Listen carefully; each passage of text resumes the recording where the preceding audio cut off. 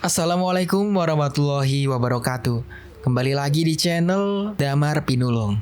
Apa kabar kalian semua? Semoga sehat selalu dan semoga diberi kelancaran dalam segala urusannya. Di kesempatan kali ini saya Dayun akan melanjutkan cerita yang sebelumnya. Cerita yang berjudul Sindoro Menukar Nyawa Pendaki.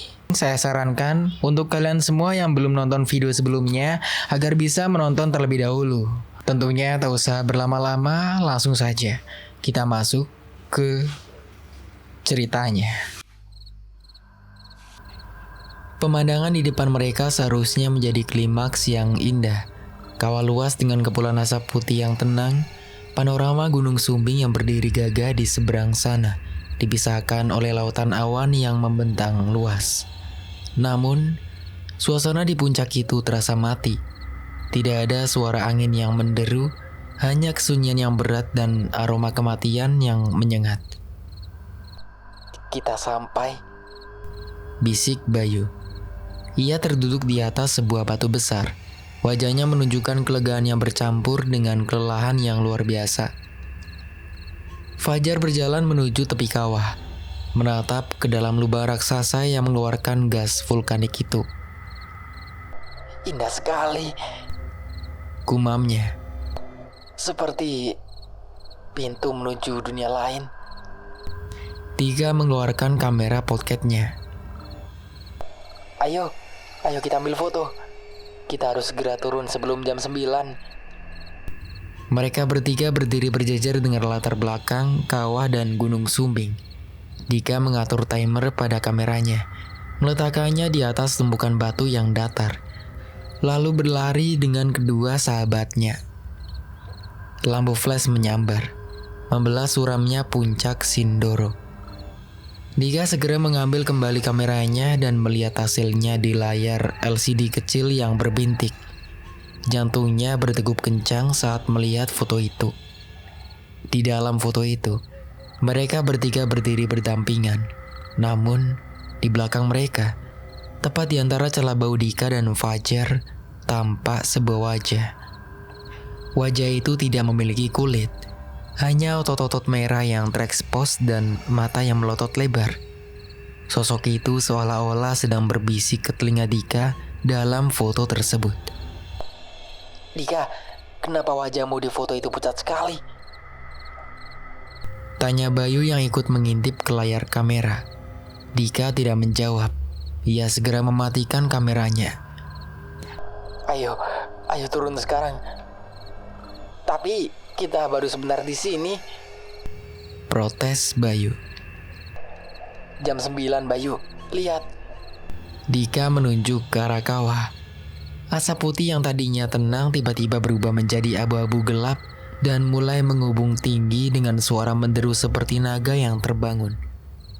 Bau belerang yang mematikan kini memenuhi udara dalam sekejap. Mereka mulai berlari turun, menjauhi puncak. Namun, perjalanan turun ternyata jauh lebih menakutkan daripada saat naik. Jalur yang tadi mereka lewati seolah-olah berubah bentuk. Bebatuan yang tadi mereka injak kini tampak asing. Dan kabut turun begitu cepat hingga jarak pandang hanya tersisa 2 meter. "Kita lewat mana tadi?" teriak Bayu di tengah kepungan kabut dan debu belerang. "Ikuti aku." Fajar memimpin di depan. Namun langkahnya begitu cepat sehingga Dika dan Bayu kewalahan mengejarnya. "Fajar, pelan-pelan," seru Dika. Mereka tiba di sebuah area luas yang mereka kenali sebagai Latar Ombo. Namun alih-alih menemukan jalur setapak yang jelas, mereka justru dikepung oleh hutan pohon-pohon mati yang tertutup kabut tebal. Disinilah malapetaka itu dimulai. "Air, aku butuh air," rintih Bayu. Ia terduduk di tanah, wajahnya memerah, tenggorokannya terasa seperti terbakar karena menghirup terlalu banyak gas belerang. Dika memeriksa tasnya. "Kosong, semuanya kosong." "Punyaku juga habis," kata Fajar pelan. Ia menatap ke arah kegelapan di balik pepohonan mati. Aku tahu di mana ada mata air. Dekat sini. Kalian tunggu sini. Aku tidak akan lama. Jangan, Jar. Jangan berpencar. Cegah Dika. Kita akan mati kehausan jika tidak ada air, Dika. Aku tahu jalannya. Aku sudah pernah ke sini sebelumnya di kehidupan yang lain. Ucap Fajar dengan tatapan mata yang kosong. Sebelum Dika sempat memprotes lagi, Fajar sudah melompat ke balik semak-semak dan hilang ditelan kabut. 1 jam berlalu. Dika dan Bayu duduk bersandar pada sebuah batu besar di latar Ombo. Suasana semakin gelap meski seharusnya masih siang hari. Suara-suara aneh mulai terdengar dari kejauhan. Suara orang tertawa pelan, suara ketukan batu yang berirama, dan yang paling mengerikan, suara panggilan nama mereka yang dibawa oleh angin. Dika, Bayu, kemarilah. Jangan dengarkan, Bay. Itu hanya angin. Bisik Dika, meski ia sendiri gemetar hebat. Fajar lama sekali. Keluh Bayu. Matanya mulai tertutup karena kelelahan yang luar biasa. Aku ingin tidur sebentar saja. Jangan tidur, Bayu. Di gunung kita tidak boleh tidur saat sedang tersesat. Dika mengguncang bahu Bayu. Namun Bayu sudah terlelap dalam tidur yang sangat dalam, seolah-olah ia baru saja dibius. Dika merasa sendirian, benar-benar sendirian. Kabut di sekelilingnya seolah membentuk dinding yang memisahkannya dari dunia nyata. Ia mulai merasa mengantuk juga. Kepalanya terasa berat dan perlahan matanya ikut terpejam. Dalam tidurnya, Dika tidak memimpikan pegunungan. Ia bermimpi berada di sebuah ruang tamu yang luas dan dingin. Ada bau Kamboja yang sangat kuat dan aroma dupa yang terbakar. Di tengah ruangan itu, sebuah keranda jenazah tertutup kain hijau bersulam benang emas berdiri dengan angkuh. Banyak orang berpakaian hitam berdiri di sekeliling keranda itu. Dia mengenali beberapa dari mereka, tetangganya di Wonosobo, kerabat jauhnya, dan bahkan beberapa orang asing yang tampak seperti pendaki luar kota. Semuanya menangis pelan. Dika berjalan mendekat ke arah keranda. Ia ingin melihat siapa yang ada di dalamnya. Namun, setiap kali ia melangkah maju, keranda itu seolah-olah semakin menjauh. Lalu ia melihat ibunya. Sang ibu duduk di sudut ruangan. Wajahnya hancur oleh kesedihan. Ia memegang sebuah foto. Dika mendekat untuk melihat foto itu. Jantungnya berdegup kencang. Foto itu adalah foto baru yang saja mereka ambil di puncak Sindoro beberapa saat lalu. Namun dalam foto di tangan ibunya, hanya ada Bayu dan Fajar yang berdiri berdampingan. Tempat di mana seharusnya Dika berdiri kosong. Hanya ada bayangan hitam yang kabur di sana. Kenapa kalian menangis? Tanya Dika, namun tidak ada yang mendengarnya. Tiba-tiba, sesosok pria tua dengan pakaian pendaki lusuh yang Dika kenali sebagai Mbah Kuat berdiri di sampingnya. Waktumu sudah habis, nak. Ucap Mbah Kuat dengan suara yang dalam. Gunung ini sudah menagih janji yang kau buat saat kau melangkah masuk tanpa permisi. Janji? Janji apa? Aku tidak membuat janji apa-apa. Jawab Dika. Mbah Kuat hanya menunjuk ke arah keranda. Perlahan, tutup keranda itu terbuka. Dari dalamnya muncul sebuah tangan yang sudah membusuk. Kulitnya terkelupas, menunjukkan tulang putih yang mengerikan. Tangan itu menunjuk tepat di wajah Dika. Suara itu meledak di telinga Dika. Dika terbangun dengan sentakan hebat. Keringat dingin mengucur deras di seluruh tubuhnya. Ia melihat sekeliling. Ia masih berada di latar Ombo. Bayu masih tertidur lelap di sampingnya. Kabut masih tebal dan hari sudah mulai sore. Fajar, kamu di mana Fajar? Teriak Dika. Hanya ada gema suaranya sendiri yang memantul di antara bebatuan. Fajar tidak kunjung kembali. Dika mencoba membangunkan Bayu lagi. Kali ini ia memukul wajah Bayu pelan. Bay, bangun Bay. Kita harus pergi. Fajar hilang. Bayu membuka mata dengan susah payah. Wajahnya tampak bingung. Fajar? Fajar siapa? Dika membeku. Apa maksudmu? Fajar, sahabat kita. Dia pergi mencari air tadi. Bayu menatap Dika dengan pandangan iba yang aneh. Dika, kita hanya berdua sejak dari base camp. Fajar tidak ikut pendakian ini. Dia kan sakit dan tetap tinggal di rumah. Kau lupa? Dunia seolah runtuh di bawah kaki Dika. Apa? Kau gila? Kita berangkat bertiga. Kita naik ojek bertiga. Kita makan di pos 2 bertiga. Kita juga tidur di tenda bertiga. Bayu menggeleng pelan. Dika, sejak di pos 3 tadi malam, kau terus bicara sendiri. Kau menaruh piring tambahan. Kau menyiapkan tempat tidur untuk orang yang tidak ada. Aku diam saja karena aku pikir kau hanya stres karena kelelahan. Tapi sekarang, kau benar-benar membuatku takut. Dika merogoh saku jaketnya, mencari kamera pocketnya. Aku punya buktinya. Kita berfoto bertiga di puncak. Dengan tangan gemetar, Dika menyalakan kameranya. Ia mencari foto terakhir. Saat gambar itu muncul di layar, Dika merasa seluruh darahnya berhenti mengalir. Dalam foto itu, hanya ada Bayu. Bayu berdiri sendirian di latar belakang kawah. Tidak ada Fajar, dan yang lebih mengerikan, tidak ada Dika. Kamera itu seolah-olah hanya menangkap pemandangan dan Bayu yang tampak bingung. Tidak mungkin. Ini tidak mungkin. Dika melemparkan kamera itu ke tanah. Ayo turun, Dika. Tolong. Rintih Bayu sambil terisak. Aku takut padamu. Aku ingin pulang. Dika terdiam. Ingatannya mulai berputar seperti film yang diputar terbalik dengan kecepatan tinggi. Ia teringat perjalanan menuju pos 3. Teringat rasa dingin saat menyentuh kulit.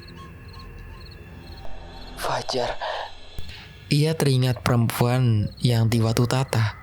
Lalu sebuah ingatan yang sangat tajam dan menyakitkan muncul. Dika teringat dirinya sedang berjalan sendirian di kegelapan malam, mencari sumber air karena Bayu dan Fajar tertidur di tenda. Ia terpeleset di bebatuan yang licin dekat jurang di belakang warung Mbah Kuat. Ia teringat rasa sakit yang luar biasa saat kepalanya mengantam batu tajam, dan sensasi dingin air sungai yang menyeret tubuhnya masuk ke dalam celah batu yang sempit. Ia teringat saat ia tidak bisa bernafas. Ia teringat saat semuanya menjadi gelap. Dika menatap tangannya. Di bawah cahaya sore yang redup, tangannya mulai tampak transparan. Kulitnya mulai memucat dan muncul bercak-bercak biru lebam yang mengerikan. Bau busuk sejak tadi ia cium ternyata bukan berasal dari gunung, tapi dari dirinya sendiri. Akhirnya kamu ingat juga, Dika. Suara itu bukan berasal dari luar. Suara itu berasal dari dalam kepalanya. Dika menoleh ke arah Bayu. Bayu sekarang sedang berdiri, menatap ke arah tempat Dika berada dengan tatapan kosong. Dika, kau di mana? Tanya Bayu. Dika, jangan bercanda. Jangan menghilang di dalam kabut. Bayu tidak bisa lagi melihatnya. Dika mencoba meraih tangan Bayu, namun tangannya hanya menembus bau sahabatnya itu seperti asap.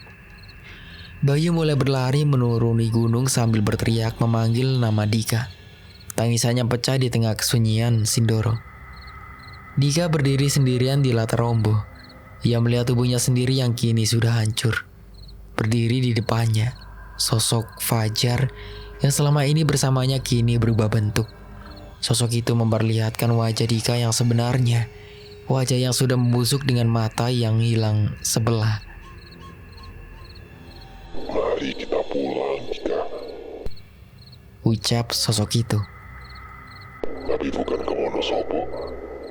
Kita punya tempat baru di sini. Di antara batu-batu yang tidak tahu waktu. Dika terjatuh di atas tanah yang dingin. Ia menyadari bahwa pencarian tim SAR selama 7 hari yang ia lihat dalam mimpinya bukanlah masa depan. Itu adalah masa lalu yang sudah terjadi. Tubuhnya sudah ditemukan. Pemakamannya sudah selesai. Ia hanyalah sisa-sisa memori yang terjebak di ketinggian 3000 meter. Sebuah jiwa yang menolak untuk mati dan menciptakan ilusinya sendiri agar tidak merasa kesepian dalam kegelapan. Di kejauhan, di bawah sinar bulan yang mulai muncul, tampak sosok perempuan berkebaya putih itu berdiri menunggunya. Di sampingnya, berdiri rombongan orang-orang tanpa wajah yang sejak awal mengikutinya. Dika, ayo bergabung dengan kami. Gunung Sindoro tetap berdiri tegak, menyimpan ingatan yang tak pernah benar-benar mati. Dan malam itu, daftar nama mereka yang tinggal di sana bertambah 1. Kesunyian kembali menyelimuti puncak. Hanya ada suara angin yang berembus, membawa bisikan pelan yang akan selalu menghantui setiap pendaki yang berani melintasi keledung di saat kabut turun. Malam di puncak Sindoro bukanlah malam yang biasa dikenal oleh manusia di kaki lembah. Di sini, di ketinggian yang menusuk langit, kegelapan bukan sekedar absensi cahaya, melainkan sebuah entitas yang bernafas, berdenyut, dan memiliki massa yang menindih jiwa. Dika berdiri di hamparan latar rombo, sebuah dataran luas yang seharusnya menjadi tempat peristirahatan paling indah bagi para pendaki. Namun, kini baginya, tempat ini telah bertransformasi menjadi aula pengadilan yang sunyi dan dingin. Angin meratap di sela-sela bebatuan vulkanik. Suaranya seperti ribuan biola yang senarnya terbuat dari kawat berduri, mengiris kesunyian dengan nada-nada minor yang memilukan. Dika menatap tangannya sendiri. Di bawah pucatnya sinar rembulan yang tersaring kabut belerang. Jemarinya tak lagi memiliki garis hidup yang jelas. Perlahan namun pasti, warna kulitnya berubah dari sawo matang yang sehat menjadi abu-abu kebiruan, serupa dengan warna langit di saat sebelum badai penghujam bumi. Bau busuk itu bau yang sejak tadi ia tuduhkan pada bangkai binatang atau sulfur yang bocor dari kawah, kini merebak kuat dari pori-porinya sendiri. Itu adalah aroma kematian yang jujur. Sebuah kebenaran yang tak lagi bisa ia sangkal dengan logika fana. Kenapa? Bisik Dika. Suaranya tidak lagi bergetar di udara. Ia bergetar langsung di dalam kesadarannya sendiri. Kenapa aku masih di sini? Jika tubuhku sudah tak lagi bernafas. Di hadapannya, Bayu, sahabatnya sejak masa kanak-kanak. Pria yang pernah berbagi sepotong roti saat mereka tersesat di hutan Wonosobo bertahun-tahun lalu, kini tampak seperti bayangan yang memudar. Bayu menangis, baunya terguncang hebat. Namun Dika menyadari bahwa tangis itu bukan untuknya yang sedang berdiri di sana. Bayu menangis untuk sebuah kehilangan yang sudah dianggap final oleh dunia nyata. Bayu berteriak memanggil namanya, namun suara itu terdengar sangat jauh, seolah-olah dipisahkan oleh dinding kaca setebal samudra. Dika, keluar kau, jangan main-main. Teriak Bayu dengan suara parau yang pecah. Ia menyenter ke segala arah. Namun cahaya lampu itu menembus tubuh Dika seolah-olah Dika hanyalah partikel debu yang menari di udara. Dika mencoba melangkah maju. Ia ingin meletakkan tangannya di bahu Bayu. Ia ingin mengatakan bahwa ia ada di sana, hanya berjarak 1 jengkal. Namun saat jemarinya menyentuh jaket Gore-Tex milik Bayu, tidak ada sensasi kain yang kasar atau hangatnya suhu tubuh manusia. Tangannya meluncur masuk ke dalam dada Bayu, merasakan detak jantung sahabatnya yang berdegup kencang karena ketakutan. Namun ia tak bisa memberikan kehangatan apapun. Ia hanyalah sebuah anomali frekuensi yang terjebak di antara 2 dimensi. Bayu, aku di sini. Rintih Dika. Namun yang keluar dari mulutnya bukanlah kata-kata, melainkan uap dingin yang seketika membeku menjadi kristal es di udara. Tiba-tiba, tawa itu kembali. Suara itu lembut, namun membawa kedinginan yang lebih tajam dari es puncak gunung. Dika memutar tubuhnya. Di sana, di dekat gundukan batu yang menandai jalur turun, berdiri sosok itu. Sosok yang ia kira adalah Fajar. Sosok itu kini tak lagi berusaha menyembunyikan jati dirinya. Wajahnya perlahan mencair, kulitnya melorot seperti lilin yang dipanaskan, memperlihatkan struktur tengkorak yang hancur di bagian pelipis, persis seperti luka yang dialami Dika saat kepalanya menghantam batu di dekat sumber air. Kamu adalah aku, dan aku adalah kamu, Dika. Ucap sosok itu. Ia melangkah mendekat dengan gerakan yang tidak alami, seolah-olah setiap sendinya telah patah dan dipasang kembali dengan cara yang salah. Gunung ini tidak pernah membiarkan sesuatu yang berharga pergi begitu saja. Kamu sudah menjadi bagian dari ingatan Sindoro sekarang. Tidak, aku ingin pulang. Bayu, bawa aku pulang, Bayu. Dika menjerit. Namun Bayu justru berbalik dan mulai berlari menuruni jalur Watu Tata. Bayu melarikan diri dari kegelapan yang ia rasakan menyelimuti tempat itu. Ia melarikan diri dari Dika. Dika mencoba mengejar. Kakinya bergerak di atas batuan. Namun ia tidak lagi merasakan berat tubuhnya. Ia melayang, terseret oleh angin yang tiba-tiba merembus kencang dari arah kawah. Setiap kali ia mencoba melangkah menjauhi puncak, bebatuan di bawahnya seolah-olah memanjang, menjauhkan jalan keluar dan mengembalikannya ke titik tengah latar ombak. Percuma. Suara perempuan berkebaya putih itu kini terdengar dari balik kabut. Ia muncul perlahan, wajahnya cantik namun pucat pasi, dengan mata yang hanya terdiri dari bagian putih saja. Anak ini sudah meminum darahmu. Batu-batu ini sudah menyimpan nafas terakhirmu. Kamu milik kami sekarang. Siapa kalian? Tanya Dika dengan amarah yang bercampur dengan keputusasaan yang mendalam. Perempuan itu tersenyum, senyum yang tidak mencapai matanya.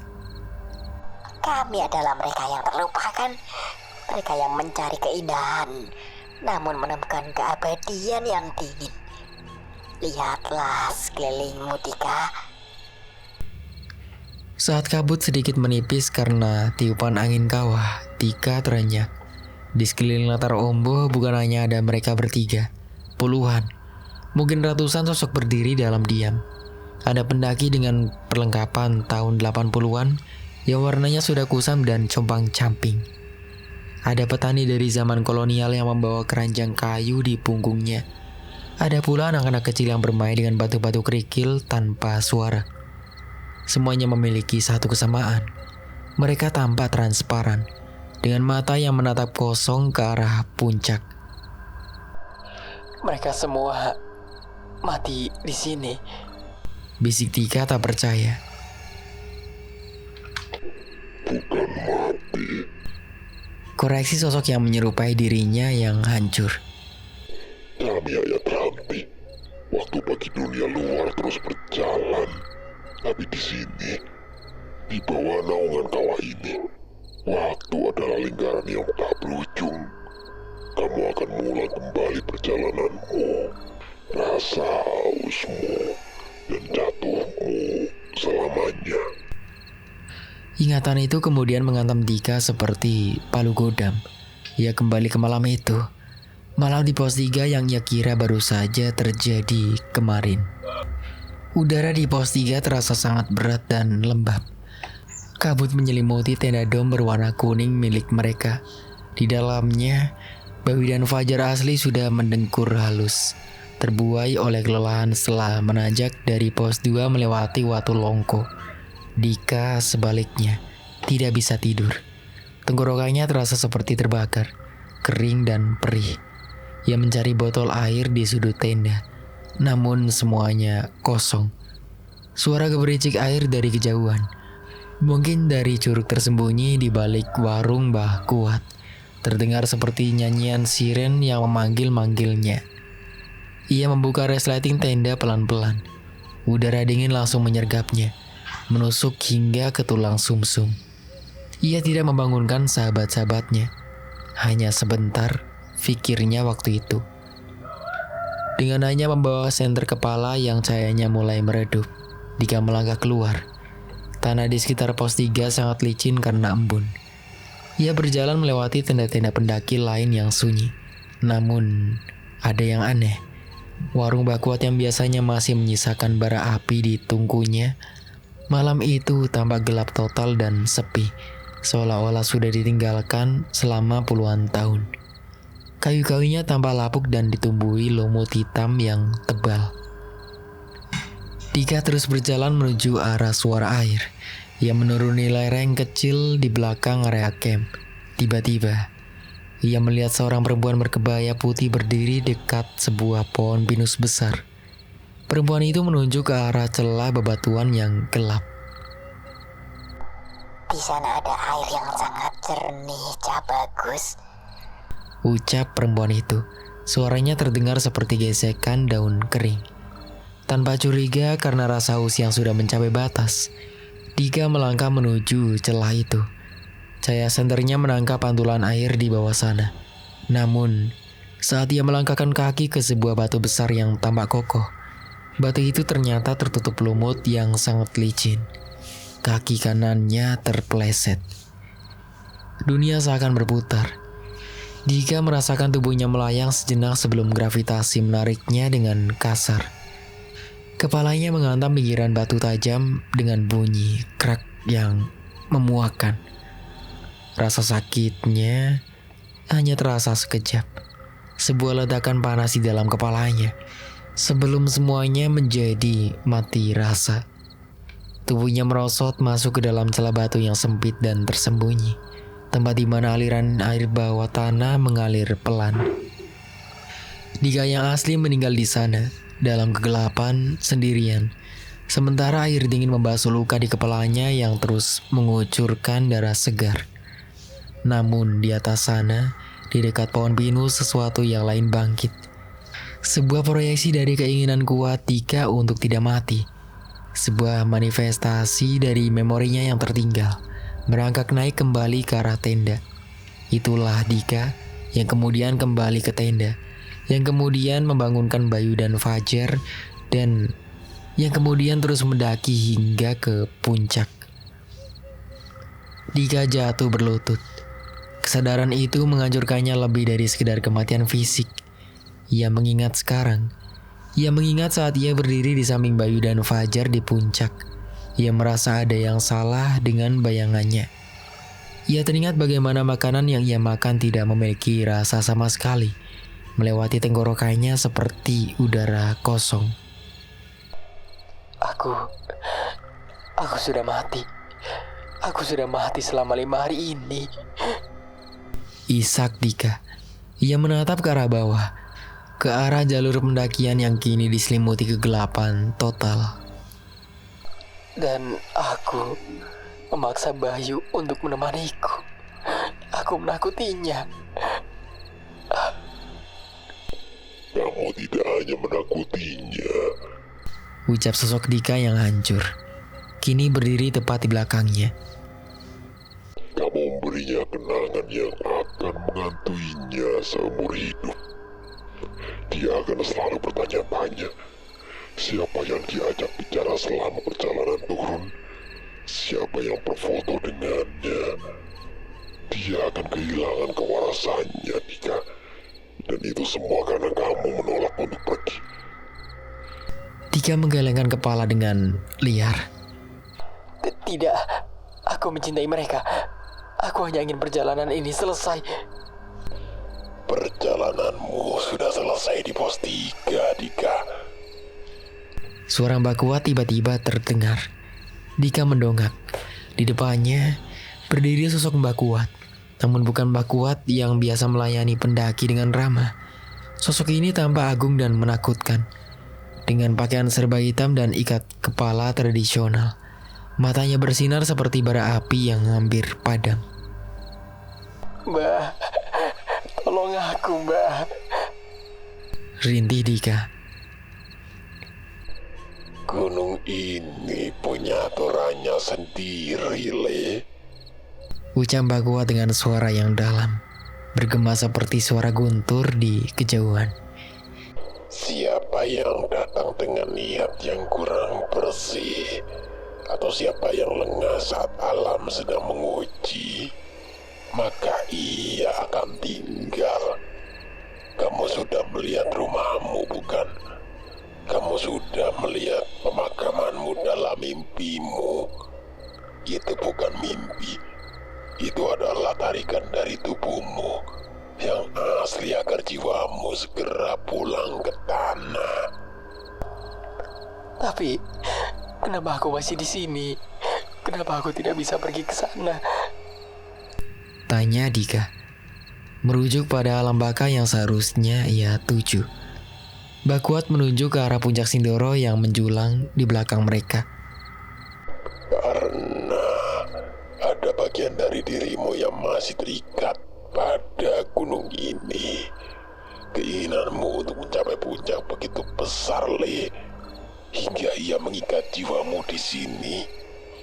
Kamu bisa pergi jika kamu melepaskan segalanya, melepaskan keinginanmu, melepaskan sahabatmu, dan menerima bahwa kamu hanyalah debu di hadapan Sang Pencipta. Tiba-tiba, suara tangisan Bayu terdengar lagi, namun kali ini lebih dekat. Dika melihat Bayu sedang tersungkur di jalur antara pos 4 dan Sunrise Camp.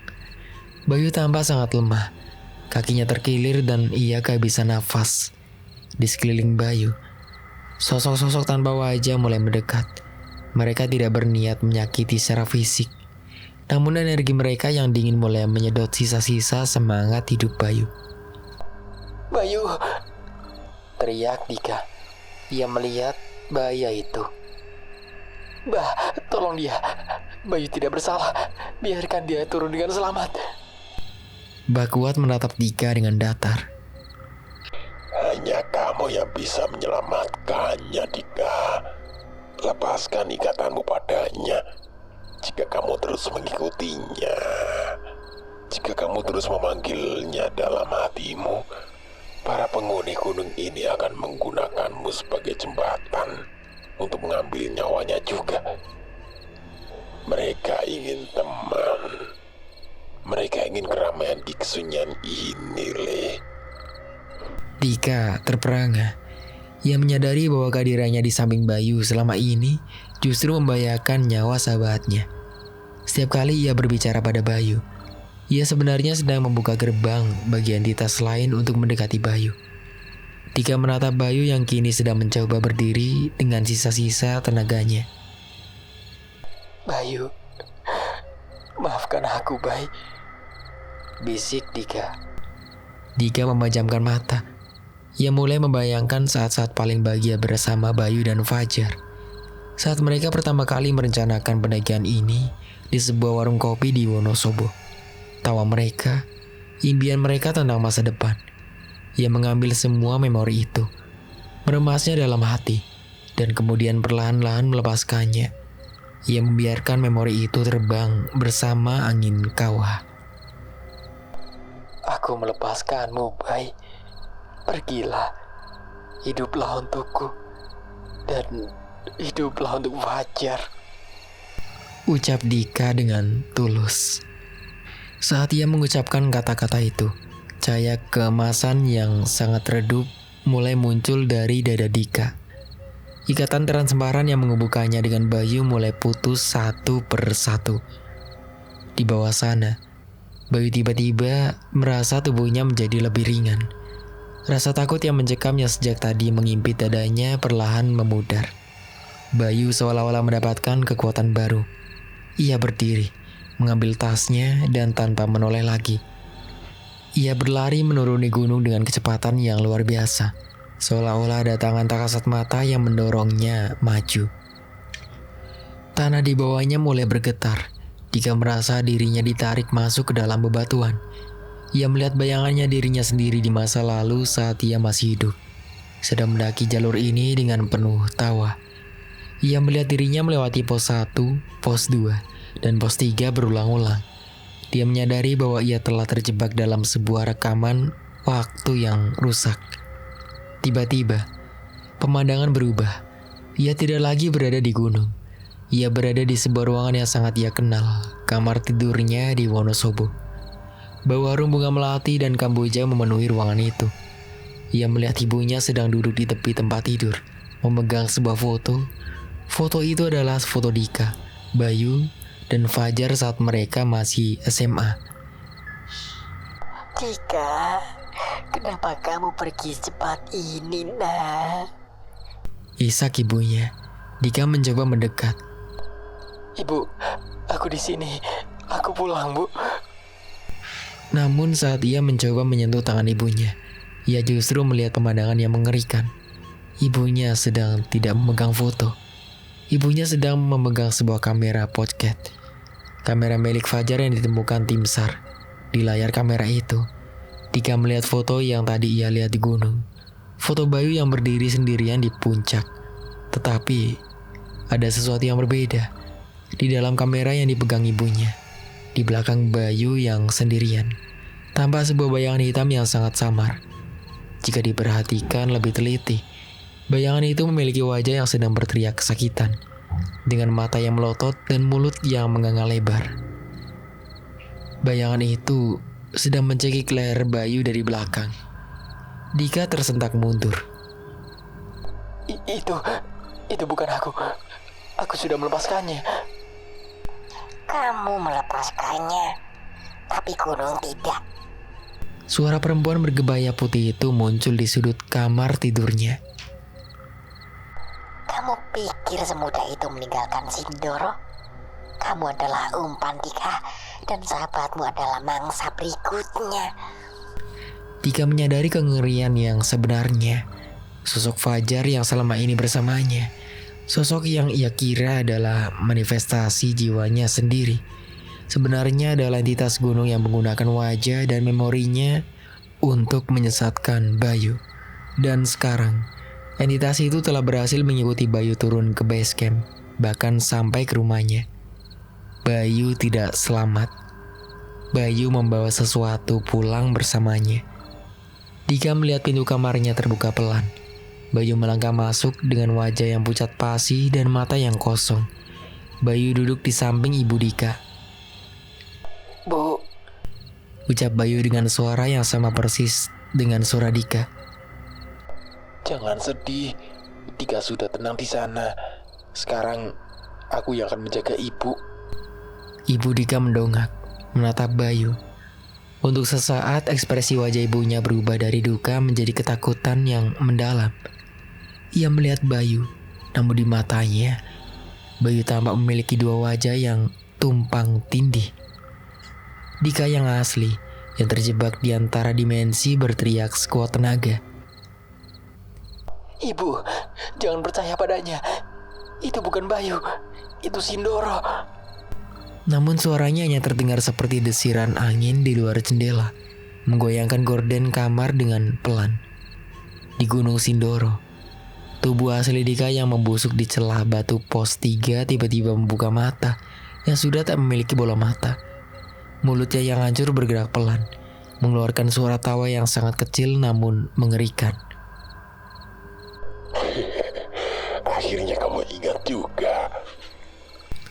Dika menyadari bahwa ia tidak pernah benar-benar melepaskan diri. Ia tidak sedang berada di kamarnya. Ia masih di latar Ombo. Dan semua penglihatan tentang ibunya hanyalah cara gunung untuk menyiksanya lebih dalam. Saat Dika terjebak dalam pusaran memorinya, ia kembali teringat konflik kecil yang terjadi di pos 2 saat mereka naik. Sebuah detail yang ia lupakan, namun kini menjadi kunci mengapa ia yang terpilih. Waktu itu, di dekat pelang hitam pos 2, Bayu hampir membatalkan pendakian. Perasaanku tidak enak, Dika. Pelang ini, kenapa dia bergoyang seperti ada yang menariknya? Tanya Bayu dengan wajah cemas. Dika, dengan kesombongan seorang pemuda yang merasa bisa menaklukkan alam, tertawa meremehkan. Itu cuma angin, Bay. Jangan jadi pengecut. Kita sudah sampai sini.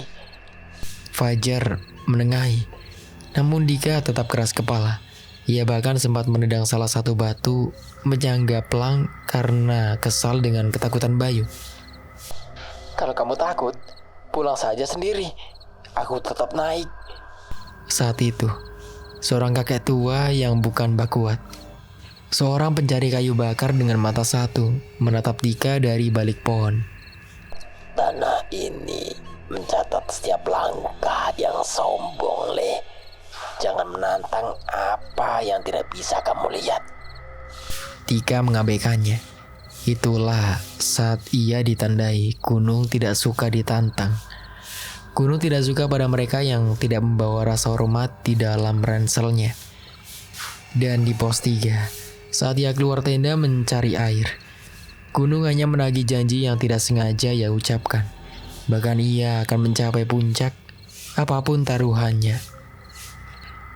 Kini di latar Ombo yang abadi, Dika menyadari bahwa taruhannya adalah segalanya. Ia telah membayar harga puncaknya dengan setiap detik masa depannya yang kini hangus menjadi debu vulkanik. Kabut semakin tebal, menelan seluruh bayangan, menyisakan hanya sunyi yang absolut. Sindoro telah menang. Ia selalu menang. Dan begitu lahir dari ceritanya. Semoga dari cerita ini kita bisa ambil hikmah dan pelajarannya. Sebelum saya akhiri, jika kalian suka dengan video ini, jangan lupa untuk like, komen, dan subscribe channel ini agar kalian tidak ketinggalan cerita baru berikutnya. Saya Dayun pamit undur diri, kurang lebihnya mohon maaf. Wassalamualaikum warahmatullahi wabarakatuh.